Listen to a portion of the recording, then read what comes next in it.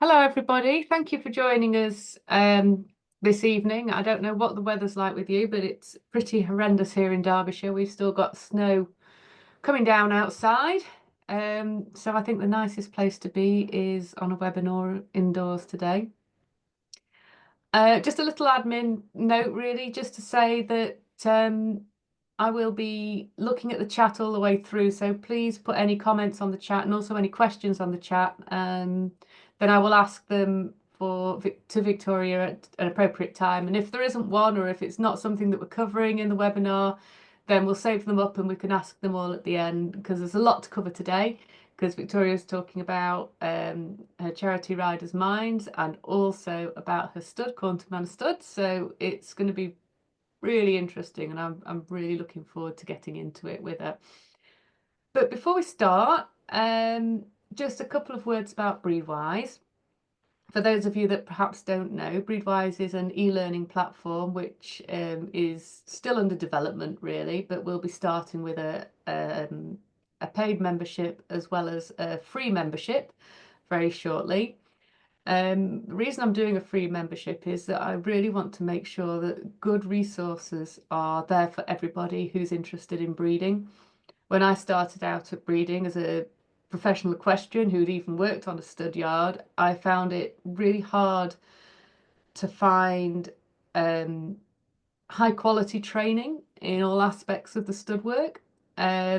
So as I've become a professional as well in the breeding industry as well as the equestrian industry, this is something that I feel really passionate about, and somewhere that I really feel I can help a lot of people get information. I don't have all the answers, I don't know everything, and I'm not pretending to know everything, but I am really lucky in the fact that as I've gone along, I've made some really, really good contacts within the breeding industry, and with my own professional equestrian background and qualifications as well, I'm in quite a good position to be able to disseminate knowledge to as many people as possible. So if you haven't had a look at our website, which is www.breedwise.co.uk, please do. Please sign up. That way you'll get informed about all the events that are happening, what membership's going to include, and when it goes live, as well as being able to access the free resources that are already on there. All the other webinars that I've done in this series have been free live, but will form part of the membership when it becomes live. So once the event is over, you can't see it again. For this one, it will remain free on the website forever, because I think it's really important that people can access the information that Victoria is going to give us today. The only other bit on admin is that I have set up a Just Giving page for Riders Minds to help support Victoria's charity and to thank her for her time this evening. So if you do have just a few pounds spare that you could donate, then that would be absolutely fantastic, and I would really appreciate that. So all that said, thank you very much for coming this evening, Victoria. I'm going to let you introduce yourself, because you've got an incredible CV and I really don't hardly know where to start with it. So over to you, Victoria. No, thank you, Sasha, and thank you so much for having me on the BreedWise webinar. I'm really pleased to be able to join you tonight. And I will apologise as well in advance, because obviously my children are in the house. So if all of a sudden it sounds like there's a stampede of elephants that go off in the background, that is them. So I'm sorry, you're probably thinking, what on earth is she doing? So that will be them and not me. But as I say, I'm delighted to be here on this webinar this evening. Really to introduce myself, I have been involved in the breeding industry for quite a while now. How did a few people say, how did you get into horses? How did that all start? And I'm pretty much the same as anyone, as a horse mad child, teenager, that but also I wasn't actually from a horsey family or horsey background at all. It was just something that just something that I was interested in, and knew that I wanted to be involved in. And from about as soon as I'd left school, I actually went to work for an event rider called Polly Jackson. She's now Polly Jackson Griffin, as a 3-day eventing groom. And that's kind of where my love of eventing started. I was sort of, eventing at the lower levels myself, much better on the flat than I was over the fences. But I loved being there supporting Polly, and I just kind of really got hooked in on the sport. And she took me a couple of years into being with her to basically to a trip to Germany with her. And I got the opportunity to go to Schockermoller's yard to see the studs that were out there. And then that was actually where I thought that, the breeding programs here are absolutely amazing. And that was kind of where I'd started the obsession with breeding, really, and wanting to have that first homebred that you could breed that will go on, up through the levels. When I started on that journey, I made hundreds of mistakes. I did everything wrong right at the start. I thought, I've got my mare that isn't good enough to do anything in the sport. She's got a bit of a wonky leg. She's not great with all this, but I'm going to breed from her. And then was shocked when I didn't get the badminton winner. Out of that. And then, then I thought, hang on a minute, as a couple of years went by and I was thinking, why have I not, bred what I wanted to? Why is it not going right? I always think in anything that you try and do, it takes 3-4 years before you even, anything, even if you were starting up a business, it's 3-4 years before you would start to see a difference. Because I think in anything that you do, you have to learn, and you have to learn through mistakes. And with horses, it's experience. We gain more experience as we go on, because we make mistakes and we learn from it, and you never stop learning with horses anyway. So as time went on, then I was thinking, what is it that the Germans are doing out there that's so, what I'm not doing? What should I be doing? What's the difference? And then that's when I'd sort of thought, hang on a minute, what we need to do is get better mares. And then we'll, get the mares that will go to top levels in the sport. And then the Caunton prefix really started with a mare which we had, which was called Well Done.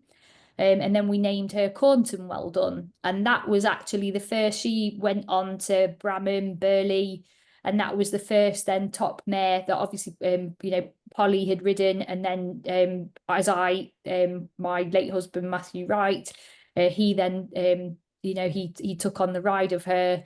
And then she went right to the top of the sport. Then we started embryo transferring from her, breeding from her, and then all of a sudden, you start to see a difference, and pairing that mare with that stallion. And always someone, I can't remember who it was that said to me, but they said breeding will always come through. And the dam line's so important, and looking back in the back generations, really focusing on what it is that you want to breed.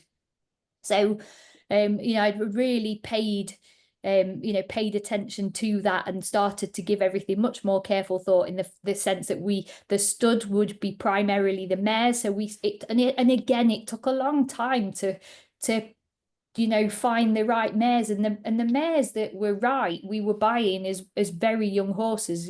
For Caunton First Class, maybe a mare you're familiar or not familiar with now. I mean, we bought her as a young horse for very little money at the time.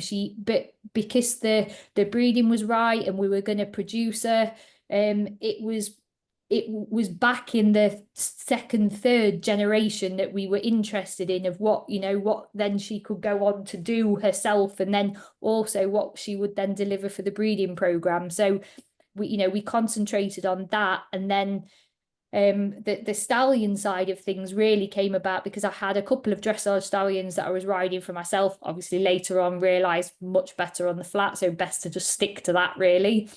And then I had a couple of stallions that I was just competing, and didn't really give it that much thought into using them as part of the stud. And then it was actually my really good friend Martin Schleicher, and obviously he's German and lives in the UK, breeding mad himself. And he said, you've got these stallions here. It's like the temperaments are great, but obviously we had a horse which was called Dankeschön, who had been a stallion at a state stud over in Germany, and he said, you know, make him available for the UK breeders. And I had never sort of stood a stallion before. I didn't understand how any of that works. So again, had to really learn all about that side. And then we've sort of developed the stallion side as well, really, as time's gone on, and always just trying to think, what different lines can we bring into the UK that aren't here. What quality is similar to what you would go to Europe to go and get, that you could just get on your doorstep here. So actually, if you needed semen the same day or the next day, it's not you can get that, or if you need it fresh, it's readily available here. So it's taken a long time to get that right. We've made a lot of mistakes. A lot of things have also taken time but then gone right as well. And that's sort of where we've got to today with Caunton Stud. So that's kind of the Caunton Manor story, and getting the Caunton Manor Stud to where it is now. Riders' minds, where does that tie in with everything, and how did that come about? Well, from being in the industry for a long time, I think everyone will probably agree that it is one of the toughest industries to be in. Really tough. It's very, very different to, although similar to some sports, but very different to other industries and very different to other sports. You have the emotional attachment with the animals. You've got then the financial pressure and strain that puts on you, and as breeders, we know it doesn't matter if you're a mare owner, if you're a stallion owner, the risk and the finance that goes behind that, it's really hard.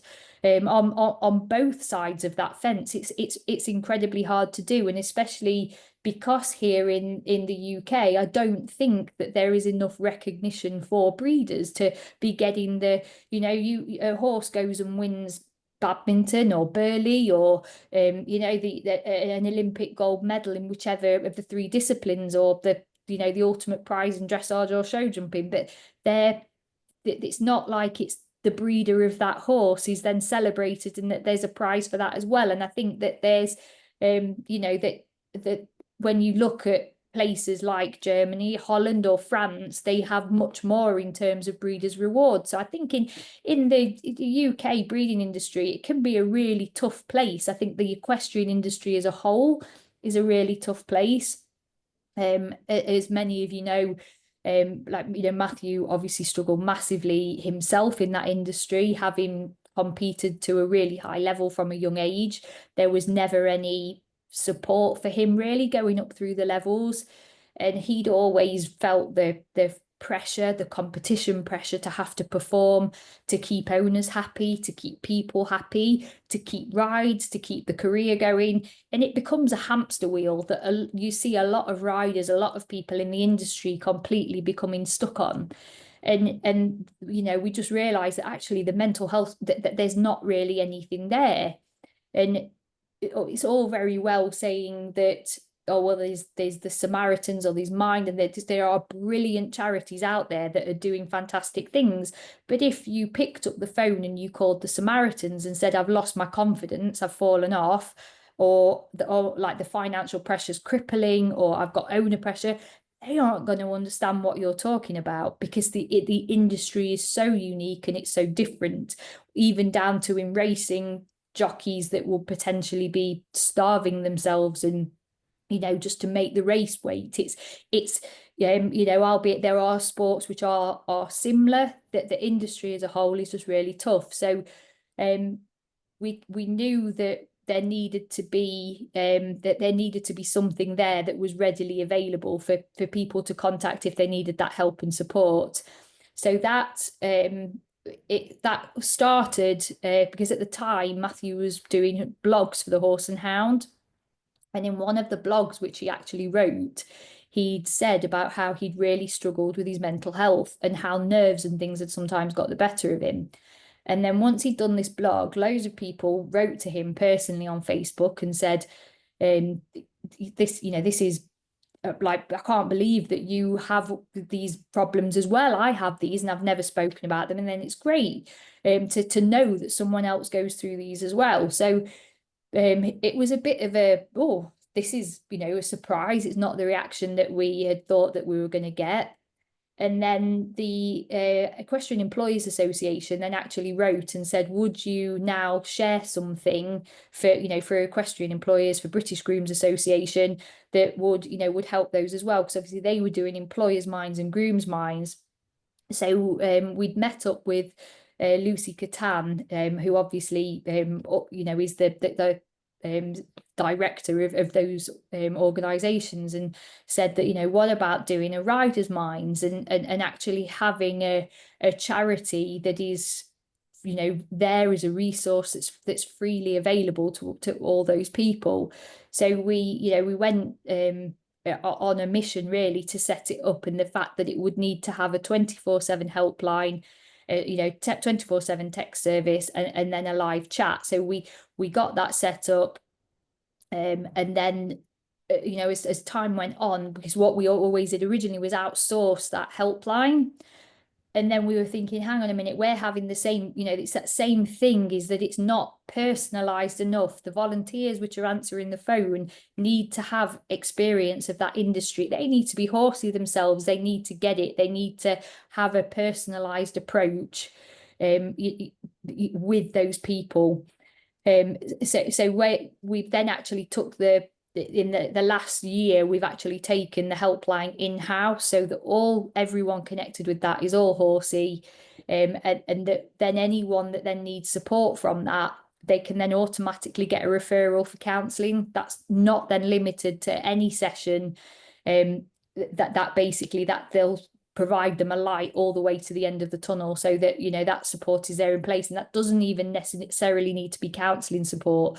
That can be if they needed football for therapy or an alternative therapy, we'll do that. We'll do whatever that person needs to get hope again and to get better.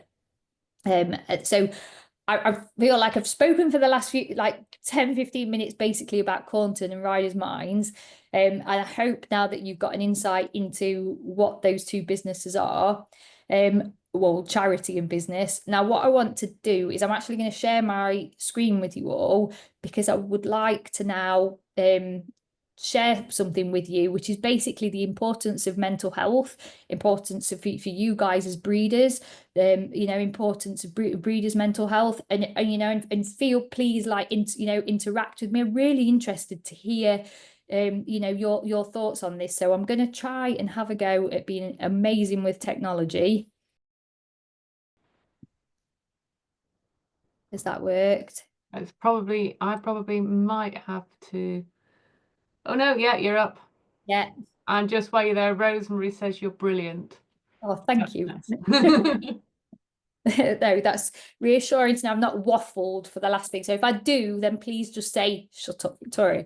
Right. But no, so I just want to, as I say, I'm going to share, this is what our slideshow that we share with a lot of the colleges, with the universities, different industries. Obviously in Newmarket, we've done some things with the jockeys there.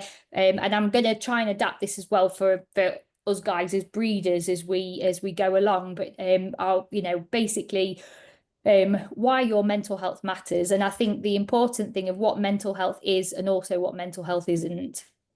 So some interesting facts really on there is that 1 in 4 people suffer from poor mental health, and actually that the equestrian industry itself, which is a fact, in different from any other sporting industry, particularly the racing industry, has the highest suicide rate of any other sport.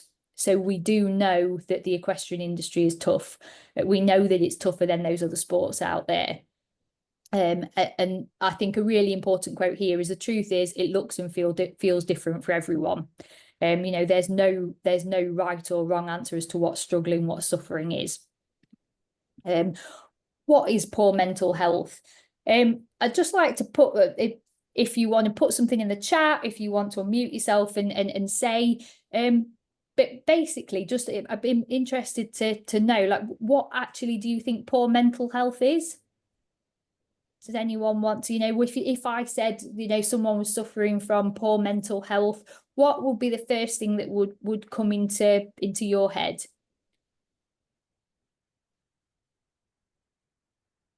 Just give everyone a moment to, if they want to put something in the chat, sometimes it can take a moment to come through. But Victoria says if you want to unmute, then please feel free to do so as well. And equally, you don't have to say anything at all. It's fine.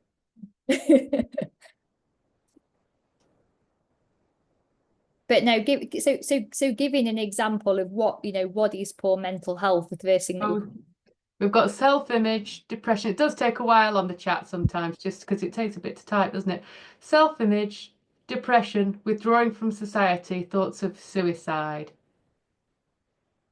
Yeah. So all brilliant answers. Everything. It can be depression, anxiety, thoughts of suicide, all things that can come into anyone's head. But really importantly, what we have just started doing is something with the Pony Club, because what we do know is that there is a lot now of kind of confusion on what mental health is and what it isn't, which really does start with young people. Down at school, for example, with my kids, they might turn around to me and they might say, I'm really nervous today because I've got to run the race in sports day. And one of them's going to win, and someone in that race is, they might lose, they might come last. And that feeling of coming last will be a fear of failure, or a fear of not, or that reality of that might hit them where they think I've not actually done very well. But that doesn't necessarily mean that they've got poor mental health. That means that that's a normal feeling. That's a emotion that's run through them. They might be anxious before that race starts because of the fear of failure, or the fear of tripping up and falling and face planting the floor. But it doesn't mean that they suffer from anxiety, because anxiety is someone with poor mental health, and the symptoms of that is something completely different. Same as schizophrenia or depression, obsessive compulsive disorder. OCD would mean somebody needing to brush their teeth one way 72 times, the other way 72 times, because then they're going to think that the world's going to end if they don't do that, or something bad's going to happen. It doesn't mean that they need their underwear in their drawer neatly stacked in a row. That could mean that they just like things tidy and they like things clean. So it's really important. And we know that with people from certainly in school from a young age, of actually just that education of what poor mental health is and what good mental health is, and just so we call it being okay, knowing what being okay is. So basically, the World Health Mental Organization here. So it's mental health is not just the absence of mental disorder. It is defined as a state of well-being in which every individual realizes their own potential, can cope with normal stresses of life, can work productively and fruitfully, and able to make a contribution to their community, and enable sound decision making and informed choices. So again, we go to, what do you think poor mental health might look like? You've answered a lot of that in the chat. But the reality is it looks and feels different for everyone. There's no right or wrong way. It can be down of feeling low, a lack of motivation, mood swings, short temper, we've got lack of concentration, feeling panicky, heightened emotions, withdrawing from social situations, change in behavior, personality, temperament. It looks and feels different for everyone, and it's also triggered by lots of different things. The winter particularly, like we say, it's January blues now. As breeders, as horse people, going into the field ankle deep in mud when it's snowing and it's cold and it's freezing, and breaking the water down on the having to do that relentlessly every single day, it's gonna make us feel different. It's gonna change probably even sometimes the way we might feel about what we're doing, thinking, are we actually doing the right thing here? We must be mad. This isn't, why are we doing it? It's not we're not doing enough for this. It can change the way that the love that you'd have for different things. I put that in there for that was obviously what we'd ought to do for that. And again, what do we know about stress? So we always say stress being the fight or flight response in the body. It's usually we always say that some forms of stress are good because what they're telling to us is get ready, or it's sometimes a bit of stress, like everyone's different. I know I work better under, I work better under pressure. I'm somebody that if I had 6 months to prepare an assignment, or when I was back at school or something like that, I would have always liked to leave things to the last minute because then I'd produced my best bit of work. Then I would have done where I'd just be sat there swiveling around in a chair thinking, oh, I'm not really, but I'm thinking of 100 other things right now of what I should be doing. Whereas some people, they'd rather that they would produce their best work, having it structured and maybe doing a bit an hour that night, an hour the next day, or the next day, or the next day. So we're all completely different. And it's basically knowing the signs of stress that basically are warning us of that it's too much, that we're getting towards near burnout, but then also actually some stresses that can motivate us and help us to perform better. So we know that there are actually 2 different forms of stresses, and it's being able to identify what's a good stress and what's a bad stress. And again, I'm talking ahead of the slide, but basically, yeah. So same thing. Everyone's different. It's different ways in which things are. It can experience those things. So then it comes down to: is it stress or is it pressure? What is the difference of the 2 things? Is it are you saying that it's stress, it's burnout, it's too much, then you need help, or is it actually it's pressure that you need to get the job done, much better? If, for example, if you had 1 million things on your desk and you'd got 1 million bills that you needed to pay, a load of vet bills that have come in, and you think this is now just far too much, it piles up, it's too much, then that's stress. That's not a healthy thing. Whereas actually, if you're under a bit of pressure to do really well with maybe one thing, then that's actually a good pressure. That's not necessarily you're really stressed, that's feeling the pressure, and actually that's going to help you with the fight or flight instinct, same as it will be, sometimes with the horse, the same fight or flight instinct. So then we've got,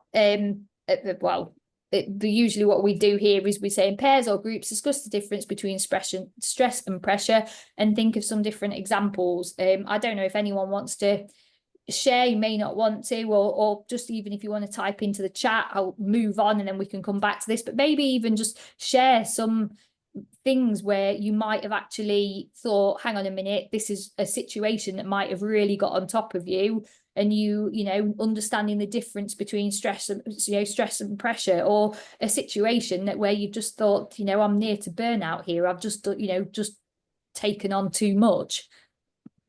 And basically it's the way to combat that is just so again, it's the stress when the demands of our environment outweigh our ability or perceived ability to respond to them. It's when you feel out of control, and pressure is when you're challenged to meet to the demands. There's something significant at stake if you don't deliver, but you are still in control. So it's feeling in control, feeling out of control. I'll move on that. I think we've covered. So this, again, how do I know if I'm not okay? And again, being okay is very different for every single person. We tend to use the word okay, especially because then if we're talking to, say, people in the pony club, young people, it's always better than, how's your mental health, how's your well-being? And we always say we like to call it okayness. But a really good way of just thinking of because it's a really hard question to just think. We all say that, especially if we're horsey people, the epitome of keep calm and carry on. That is the horsey slogan every time. It is just keep calm, carry on, everything will always be okay. So how do you know, how would you know that? And I always imagine in my own, but for myself, I always imagine a battery. And I always think the battery being green, it's fully charged, lowest of the battery being red, it's exhausted, it's on burnout. And then always try and think, whereabouts is my battery at the minute? And if it's half full, that's still all right. I can still function on a half, on half a battery. But if my battery's really starting to dip and I'm getting near, I'm getting in the orange and I'm getting in the red, then I can't function like that. Then the quality of what I do won't be as good. I'll miss things with the horses. I'm not as motivated to go and do things with them. And as I say, it's just the simple things that you might miss, even just thinking, actually, does that look okay? Having a big horse yard, it's even just little things where you might notice if it's getting a bit of tummy ache, or even just a slight change of a leg or something like that. If you're not fully functioning and your battery's not great, you're going to miss loads of different things in that as well. So actually, the most important thing is always, which a lot of people do, is they make sure everybody else is okay and they look after everyone else around them. But a lot of people sometimes forget to put themselves first and think about themselves and making sure that you're all right. And even if it's a day inside or a duvet day, and to just think, I'm not going to do the horses today. I'm going to turn them out. They can have a field day and I'm going to have a bit of me time. That's absolutely fine. I just, and other people may have different ways of identifying if you're not okay, or knowing where I use the example of the battery. We've all got different ways of doing it, but the most important thing is to try and always think it's not selfish to give a little bit of self-care or a little bit of me time. If you're not feeling a completely 100% yourself. My mental health checker, actually on the website, we have got a mental health checker. So if any of you wanted to go on that and just check and think, if you're not feeling 100%, but you're not sure, you wanted a bit of advice on there, please go onto the website and see if there's anything that can help you on that. There. And then, so if you are feeling out of sorts, what should you do? And we always say, we call it a courageous conversation, because actually speaking to somebody is one of the hardest things to do. I know myself from, Matthew had mental health problems for a long time. And the one thing, which is why I never shut up now and I talk about stuff all the time, is because when I was with him and I could see him struggling and I could see him suffering with stuff, I wouldn't talk. He'd say to me, don't tell anyone. And I didn't. I just kept it quiet, because he didn't want me to tell anyone about that. But actually, if I'd have probably gone to my friends or to some of my family, he's really struggling. Do you think you could, please don't say anything, but do you think you could help me? Or is there anything I can do to help him? I probably could have got him help. It might have made the way that I dealt with him completely different. But and certainly if you think someone around you or you yourself have you're having a tough time, you're thinking you're not feeling great, actually one of the most courageous things that you can do is to say something, to talk. And I do also encourage as well that if you ever have somebody come to you that opens up and says they're not feeling great, it is actually then, it's to then not then turn around and just say, oh no, why, are you are you okay, or what's been going on, is it's always try, because that's a really tough thing for somebody to do in that situation, is to always leave the questions that you ask them where they can almost just give you a yes or no answer and be very direct.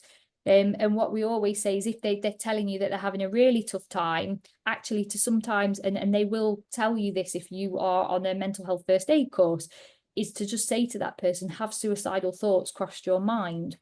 Because if the answer is yes, then that person does need to get help. But actually, sometimes what they want you to do is they want to feel noticed. It's okay to want to feel noticed as well. So to say, you don't, when you're speaking to that person, a really good line is to say, I've noticed because then they feel noticed, but I noticed that you've not been great for, you've not seemed yourself, or you're not seeming like you. That's actually a really good thing to say. Help that person feel noticed. And also, if you need to have a conversation with a friend, that's absolutely fine. And if they're not, then if they're not going to take the time to listen to you, like, make them do that. Then the reality is, it can seem like the scariest thing to do, but your friend's never going to turn you away, or anything like that. And as I say, our text chat helpline is there for anybody that needs that support as well. And as I say, we say here, explore riders' minds, become better informed, do something different. If you do what you've always done, you'll get what you've always got. Try out some self-help tools. There's a lot on the website of what people can do, make lifestyle changes. Tell someone how you're feeling. Like we say, courageous conversations are the best way. We've got here, check for college support, but equally, even if we're breeders, put something on the British the breeders group. We're all family, we're all a community, and everybody should support one another. I always one of my sayings, which I always think, is that in the horse world, people should spend less time talking about one another and to each other. We're a family, we're a community, and everyone should be there to support one another. And I think the most important thing, be mindful of what might happen if we do nothing. Prime example, I'm somebody that sat and did nothing. I know what can happen if you sit there and do nothing. We're here to support each other, and I think that together everyone can really make a difference. So I'm going to stop sharing and waffling on, and then I just want to give basically everyone the opportunity, if they want, to ask any questions. Maybe like, I'd be interested actually to have a look in the comments as well of anything of what you guys have put regarding stress. Actually, we've seen some of what you've put. Stress is when it becomes overwhelming, exhausts you, and you can't cope. Pressure is when things need to get done. Yeah, that's brilliant.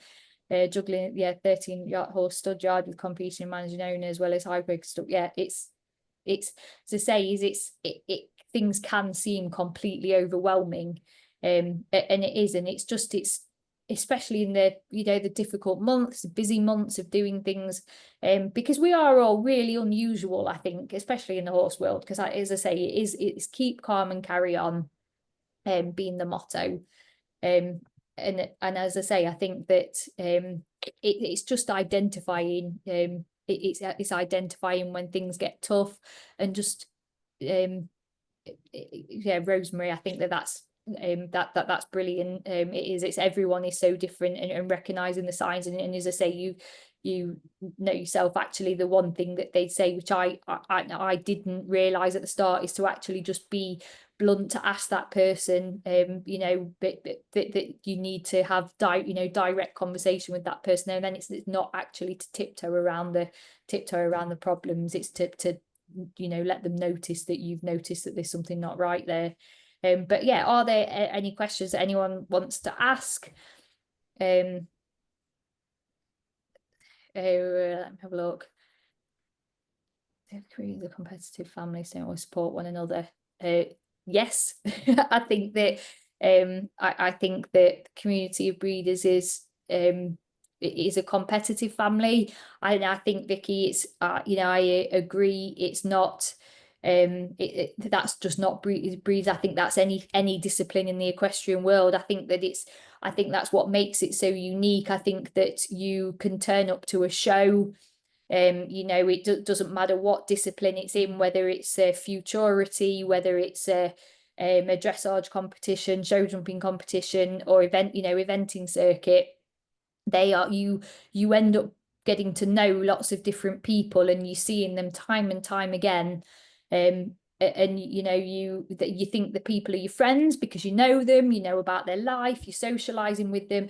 Also, they are your competitors, and sometimes it can feel a really isolating and lonely place when you think, hang on, they've gone behind my back to try and sabotage something here, which could be a down to someone trying to talk out of using your stallion, or say or bad mouthing something of that, or then all of a sudden not wanting to do well, actually watching you in the show jumping ring thinking, I hope they knock a fence down.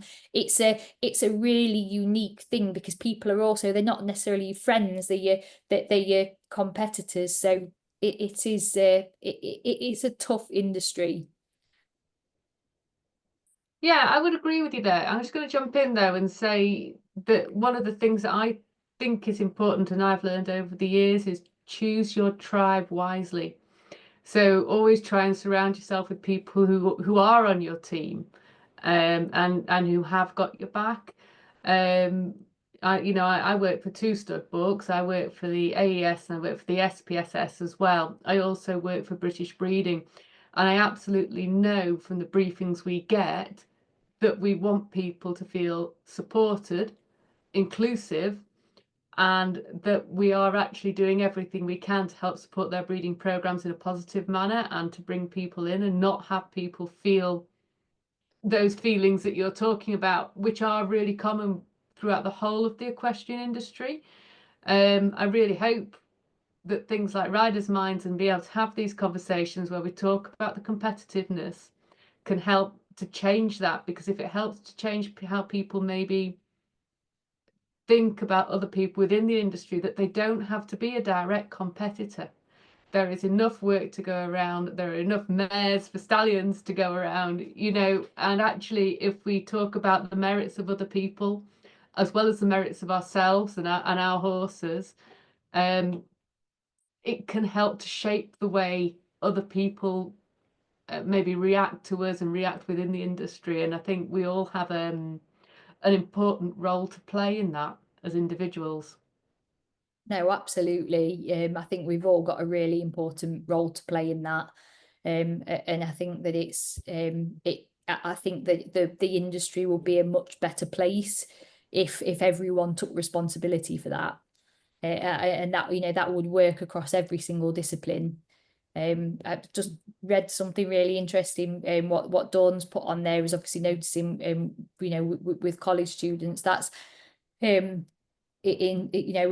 we're also noticing at Riders' Minds, we have in terms of our telephone users, think some of the problems that we've had, which have come in, we noticed sort of a surge of student related problems, particularly when they started university in September, October.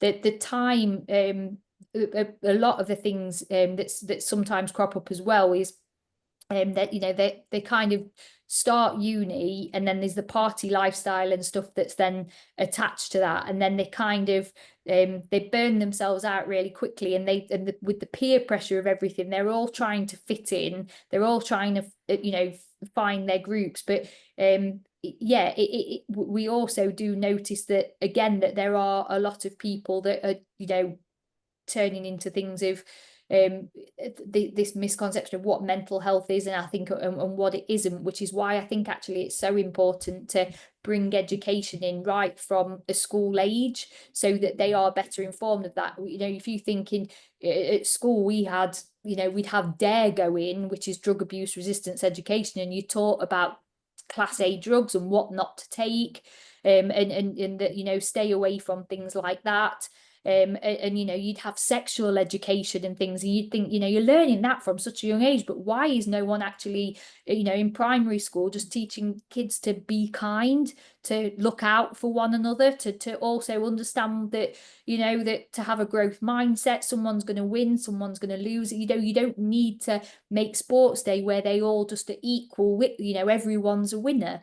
And I think that there's a lot that can be done for young people, so that when they kind of do get up to college and they do get up to university, they're more equipped for the challenges that they're going to face, and how probably to tackle peer pressure a bit more, and that it's okay to probably be different and all still be friends and fit into different circles.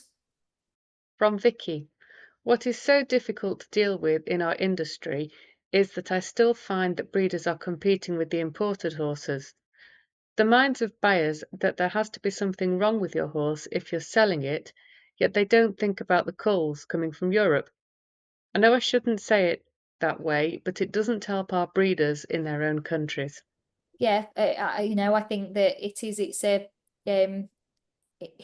but people do have the mindset that, you know, if it's come from Europe, it's good. Particularly, you know, we find that with you know, with buying and selling things. I know, but you know, prime example for an experience of that is this winter we've sold a lot of young horses, and it's been really hard, really hard. And we've had a lot of, obviously with the breeding program that we've had, this is our first year where we've had you know, we've had 12 young 3-year-olds to sell, 3 rising 4-year-olds. The majority of them are all homebreds. It's been part of a breeding program which we've obviously been building up out of, from there were embryo transfers out of the top mares, and you know, homebred, all backed and broken at home. And obviously, you know, we'd come to then to then sell them. And everyone, you know, still wants to go to the Go for Gold, or they want to go to Europe and they want to buy something over there. And you're thinking, but these are, you know, they're lovely horses. You know, if anything, I think the quality is better because we, you know, with the British bred horses, what's wrong with that? And you know, and I agree. And I think that there needs to be that showcase here. You know, you go over there and you have the Bundeschampionat, you go to Holland, you've got the Parvo Cups, you've got, you know, there's so many different things. In France they have the young horse classes there, and you know, there is, we need to have that showcase here because there's nothing wrong with British bred horses. But I agree completely with all you, as a British breeder, it is really hard to sell homebreds, really hard. And I think that the one pet hate that I know that, and you'll all agree with, is you've had a homebred, you've bred it, and then they come and they want to buy it then from you, and they say, my budget's, well, I want to pay 4 or 5 grand for it. And you think, well, it's cost me that to breed it, you know, to by the time, you know, and the rest by the time that you've you know, that we've done that. I think it's, yeah, it's really hard. Do you think we are producing the riders for home? What do you mean by that, though? Oh, we're producing the riders for the homebreds. I think that in the UK we've got a lot of top riders, you know, from all nationalities, in all of the disciplines. I think a lot of them will come and base themselves over here because it is an equestrian hub, really. And I think that you know, we've got a lot of good young riders and things like that coming through, but there still is this big perception that certainly, you know, within different disciplines that you know, it's only good if it's come from the continent. And it's, you know, it is breaking that mold. But I think that for me, the bit that's missing is the showcase. It's that Bundeschampionat. It's that thing that really puts the British bred horses on the map. From Rosemary, mine aren't backed until 5 and that worries people. Eventing is a long game, so I want them physically and mentally mature before they start. Yeah, that's you know, fine if they're not back to 5 every, you know, it's all personal thing. There's nothing wrong with that. It's, as you say, it's a long game. Yeah, absolutely nothing wrong with that, Rosemary. Are there any other questions? I think if anyone's just typing any, I've got a couple while any more are going in. Firstly, I'd like to say that some of your advice, I thought the line when you said, you know, I've seen you, I can see that you've, you know, been struggling for a long time. That's going to be really helpful for me. So thank you for that. And also not skirting around asking people if they have suicidal thoughts, because that is definitely something that I wouldn't have put as something I would have said. So that's 2 take homes that I can certainly take home with me. So thank you very much for that. The other thing is, we were talking about showcases. Of course, we've got the Stallion Show down in Addington at the beginning of February, and I know you're taking some horses. So perhaps you'd like to tell us a little bit about the horses that you're going to take and showcase down at Addington in February. Yeah, so we've got 3 stallions which will go to Addington in February, which will be Comfort, who we've had for quite a few years now. He's become our complete, there you go, that's the stampede of elephant noise in the background that I was waiting for. but yeah, no, he's been our pet now for quite some time. A jumping stallion.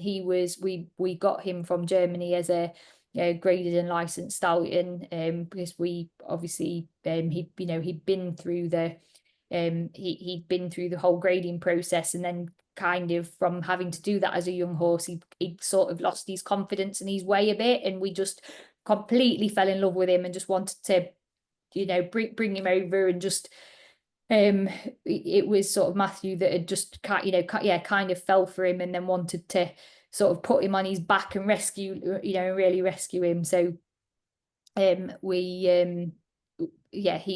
absolutely lovely. He will be there. We've got the exciting young eventing stallion that we have, Diachondric, who's 7 this year. He evented last year as a 6-year-old. And then he'll carry on competing this year, and we're hoping to get him to Lilian d'Angers at the end of the year to the Young Horse Championships. And then we've got an exciting 4-year-old stallion, who is the full brother to the Olympic gold medalist, eventing gold medalist Chipmunk. And we're not going to take him into the arena just because it'll be a bit overwhelming. He's obviously only just sort of being broken and long lined and doing all that. He's his baby really, so we don't want to overwhelm him by going to the arena, but we're going to take him in so people can see him in the stables. So he will be in there, just a bit of a trip away from home. So yeah, they're the 3 stallions that we're going to have at the stallion event. Okay, so we've got Vicky saying that she's very interested in learning more about your stallions. Well, obviously you've got a web page for the Caunton Manor Stud as well, and any contact information. Obviously, I'll put in with this webinar on BreedWise, but if you want to just tell people how they can get in touch with you, both get in touch with Riders Minds, but also how they would get in touch with Caunton Manor Stud, that I think would be really good. It's cauntonmanorstud.com. I'll put that in there. I'll do the Perfect.